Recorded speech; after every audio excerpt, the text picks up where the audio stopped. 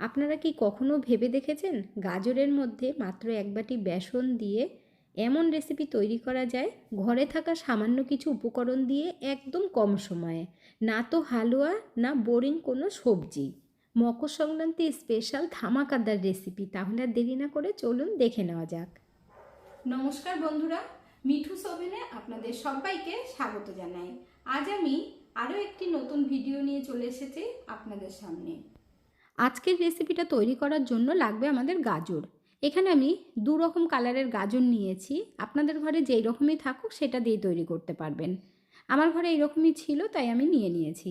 এরপর গাজরগুলোকে খোসা ছাড়িয়ে ওপর থেকে ভালোভাবে ধুয়ে নিয়েছি। আর এখানে গ্রেটার নিয়েছি, যে গ্রেটারটা একটু বড় ফাঁকা, সেটা দিয়ে আমরা গ্রেট করে নেব। ছোট যে গ্রেটার হয় ফাঁকাগুলো ছোট ছোট, সেটা দিয়ে কাটবেন না, তাহলে একদম মিশে যাবে আর খাওয়ার সময় ভালো লাগবে না। আমরা যেহেতু আজকের রেসিপিটা একদমই ইউনিকভাবে তৈরি করব, তার জন্য এইভাবে কাটাটা ভীষণ জরুরি। এখানে দেখুন বন্ধুরা, একটা গাজর কাটা হয়ে গেছে। আপনাদেরকে একটু দেখিয়ে দিই। ঠিক এইভাবে গ্রেট করে নিতে হবে। সব কটা গাজর গ্রেট করে নিয়েছি, তবে যে লাল গাজরটা ছিল সেটা আমি আলাদা রেখেছি। এখন আমরা গ্যাসের কাছে চলে যাব। গ্যাসের উপরে একটা ফ্রাই প্যান বসিয়ে দিয়ে তার মধ্যে হাফ চামচ ঘি দিয়ে দিলাম। ঘি মেল্ট হবার পর আমরা কিছুটা আমন্ড বাদাম ভেজে নেব। বাদামগুলো খুব বেশি লাল করে ভাজবেন না, গ্যাসের ফ্লেমটাকে মিডিয়াম আঁচে রেখে ভেজে নেবেন। আমন্ড বাদামগুলো 1 মিনিট মতো ভেজে নিয়ে এর মধ্যে এখন আমরা কিছুটা কাজু দিয়ে দেব। তারপর ভালোভাবে ভেজে নিতে হবে। বন্ধুরা, আজকের এই রেসিপিটা যদি আপনাদের ভালো লেগে থাকে তাহলে আমার চ্যানেলটিকে অবশ্যই সাবস্ক্রাইব করবেন। পাশে থাকা বেল আইকনটি দাবিয়ে দেবেন, সবার সাথে শেয়ার করবেন, আর একটা লাইক করতে ভুলবেন না কিন্তু। এখানে আপনারা দেখতেই পাচ্ছেন বাদামগুলো ভাজা হয়ে গেছে। এখন তুলে নেব, আর এই বাদামগুলো ভালোভাবে ঠান্ডা করে নিতে হবে। বাদামগুলো ভেজে নেবার পর যে ঘি আছে তার মধ্যে আরও হাফ চামচ দিয়ে দিলাম। এরপর নিয়ে নিলাম 1 কাপ বেসন।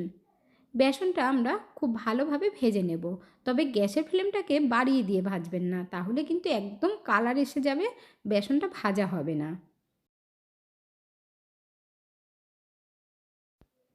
ঘিয়ের সাথে বেসন খুব ভালোভাবে ভাজতে হবে।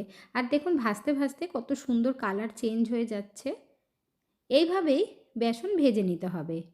এখানে দেখুন আরও কালার চেঞ্জ হয়ে গেছে। বেসনটা দেখে আপনারা বুঝতেই পারছেন কত সুন্দর দানা দানা হয়েছে। এতেই বোঝা যায় যে বেসন ভালোভাবে ভাজা হলো। এখন আমরা নাবিয়ে নেব, আর দেখবেন খুব সুন্দর একটা গন্ধ বেরোবে বেসনের থেকে।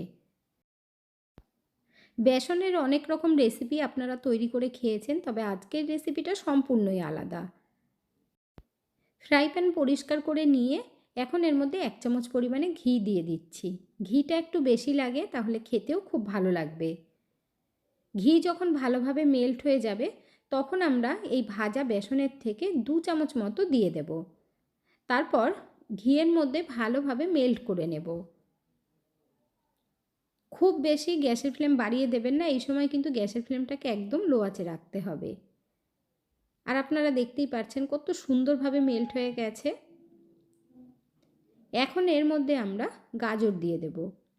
আপনাদেরকে আমি আগেই বলেছি লাল গাজরটা আলাদা কেটে রেখেছিলাম, দেখুন দিয়ে দিলাম প্রথমে। এরপর ওপর থেকে এই হলুদ গাজরটা দিয়ে দিচ্ছি।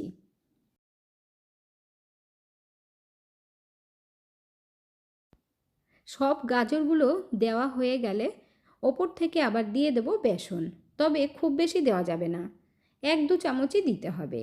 এরপর আস্তে আস্তে করে নাড়াতে হবে, মানে বেসনের সাথে আমরা গাজরটাকে ভেজে নেব। অবশ্যই গ্যাসের ফ্লেমটাকে কমিয়ে রেখে, না হলে পুড়ে যাবে আর বেসন দেখবেন একদম লাল হয়ে যাবে। গাজরের সাথে বেসন দিয়ে ভাজলে এর সেন্টটা এত সুন্দর বেরোয় বন্ধুরা, তৈরি না করলে বুঝতে পারবেন না। এখানে দেখুন আমি আরও কিছুটা বেসন দিয়ে দেব। একবারে পুরোটা দেবেন না, দলা পাকিয়ে যাবে। 2-3 বারে বেসন দিতে হবে, তাহলে দেখবেন গাজরের সাথে খুব সুন্দরভাবে মিশে যাবে। এই রেসিপিটা দেখার পর আপনাদের জিভে জল চলে আসবে, আর বানানো এত সহজ সেটা তো ভিডিওটা পুরো দেখলেই বুঝতে পারবেন। আর কেউ স্কিপ করে দেখবেন না, তাহলে কেউ বুঝতেই পারবেন না যে আমি কিভাবে তৈরি করেছি। এখানে দেখুন বাকি বেসনটাও দিয়ে দিলাম। আবারও আমরা ভালোভাবে মিশিয়ে নেব। পুরো বেসনটা আমি 4 বারে দিলাম, আর কত সুন্দরভাবে মেশানো যাচ্ছে। একবারে দিয়ে দিলে দলা পাকিয়ে যেত। এইভাবে বেসনটা মেশাতে মেশাতে গাজরটাও কিন্তু ভাজা হয়ে যাচ্ছে আর অনেকটা সফট হয়ে যাবে। গাজরের সাথে বেসন যখন খুব ভালোভাবে মেশানো হয়ে যাবে তখন আন্দাজ মতো চিনি দিয়ে দিতে হবে। আপনারা যেমন মিষ্টি খাবেন তেমন দেবেন। এখানে আমি হাফ বাটির থেকে একটু বেশি দিয়েছি। তারপর চিনির সাথে গাজর মিশিয়ে দেব। অনেক ধরনেরই পিঠে আপনারা বানিয়ে খেয়েছেন, তবে গাজরের সাথে বেসন দিয়ে একবার ট্রাই করে দেখুন। আশা করছি আপনাদের কাছে ভীষণ ভালো লাগবে।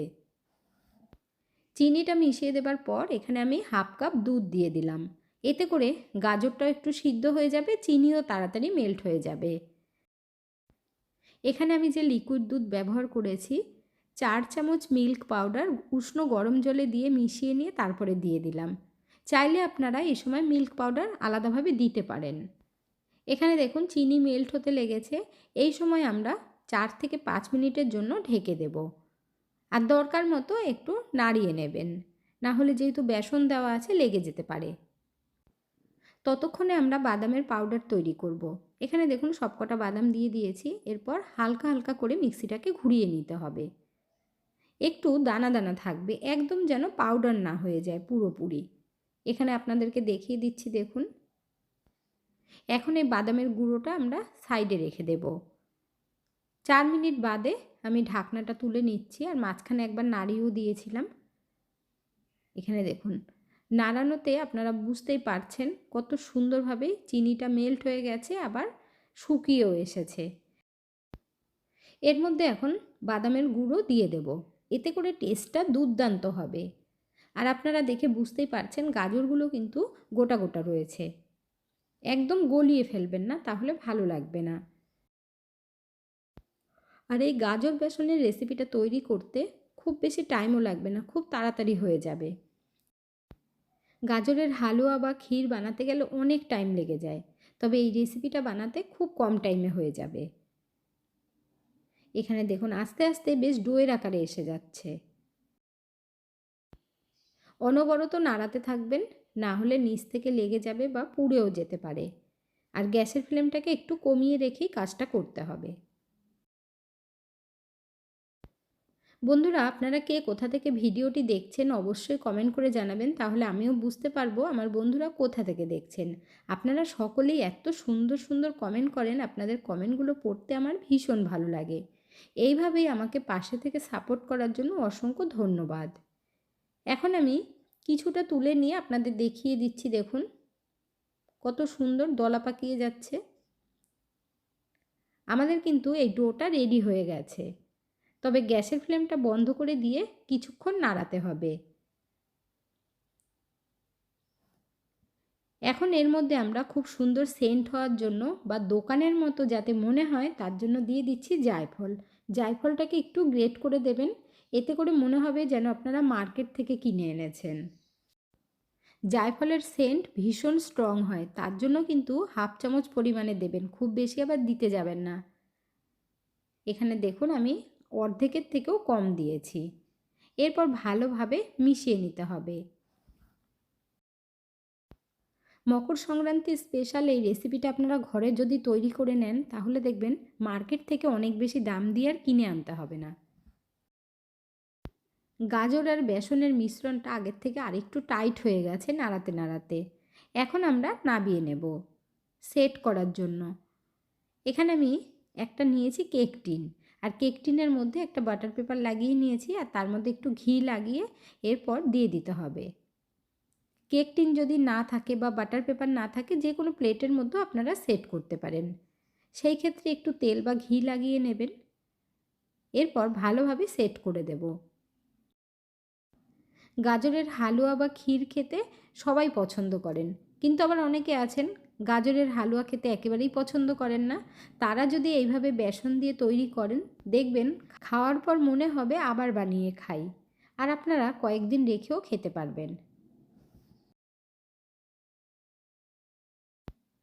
ভালোভাবে সেট করে নিয়ে ওপর থেকে একটু কাজু আর পেস্তা কুচি দিয়ে দেব। এইভাবে গার্নিশ করে দিলে দেখতে ভালো লাগবে আর খেতেও খুব ভালো লাগবে। পুরোপুরি অপশনাল, যদি না থাকে দেওয়ার দরকার নেই। 500 গাজর আর বেসন দিয়ে প্রায় 1 কিলোর ওপরে মিষ্টি তৈরি হয়েছে আমাদের। আর এই মিষ্টিটা বানাতে চিনির শিরা করারও দরকার পড়ল না। কত সহজেই তৈরি হয়ে গেল। এখন আমরা ভালোভাবে একটু চেপে দেব, তাহলে আর উঠে আসবে না বাদামগুলো। এখন আমরা ঠান্ডা হওয়া পর্যন্ত ওয়েট করব। খুব বেশিক্ষণ রাখতে লাগবে না, আর এখন ঠান্ডার সময় খুব তাড়াতাড়ি ঠান্ডা হয়ে যাবে। এখানে দেখুন বন্ধুরা, কি দারুণ লাগছে দেখতে।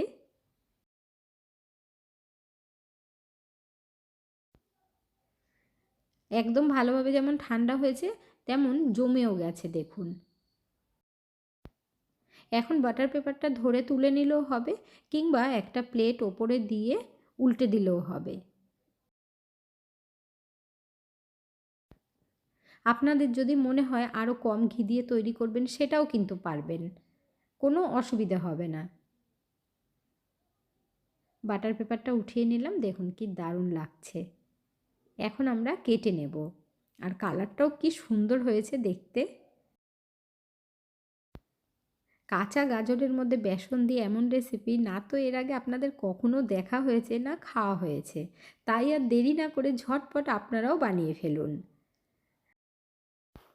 যে কোনো উৎসবে বা অকেশনে আমরা সবসময় কিছু না কিছু আলাদা ট্রাই করতে থাকি। তাই এবছর আপনারা পিঠের সাথে সাথে এই রেসিপিটাও ট্রাই করে দেখতে পারেন। এখানে দেখুন কাটার পর কতটা সুন্দর লাগছে দেখতে। যেহেতু গাজরগুলো গোটা গোটা রয়েছে, তার জন্য দেখতেও কিন্তু দারুণ লাগছে। আর কেউ বুঝতেই পারবে না এই মিষ্টিগুলো ঘরের তৈরি, সকলেই ভাববে যে মার্কেট থেকে আনা হয়েছে। এরপর এক পিস ভেঙে আপনাদেরকে দেখিয়ে দেব যে কতটা সফট হয়েছে। এই মিষ্টি তৈরি করে যাকেই একবার খাওয়াবেন, আপনার প্রশংসা না করে থাকতেই পারবে না, বরং আরও জিজ্ঞাসা করবে যে কিভাবে বানিয়েছেন। কারণ যেমন বেসনের একটা টেস্ট থাকে, তেমন গাজরের টেস্ট, তো দুটো মিলে এত দারুণ হয় বন্ধুরা। এখন থেকে গাজরের যখনই কিছু খেতে মন চাইবে, এই রেসিপিটা একবার তৈরি করে নেবেন, দেখবেন বাচ্চা থেকে বড় সকলের কাছে ভীষণ ভালো লাগবে।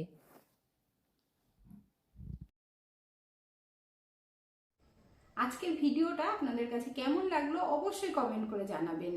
এতক্ষণ ধৈর্য ধরে ভিডিওটি দেখার জন্য অসংখ্য ধন্যবাদ। ভালো থাকবেন, সুস্থ থাকবেন, দেখা হচ্ছে পরের ভিডিওতে। Thank you.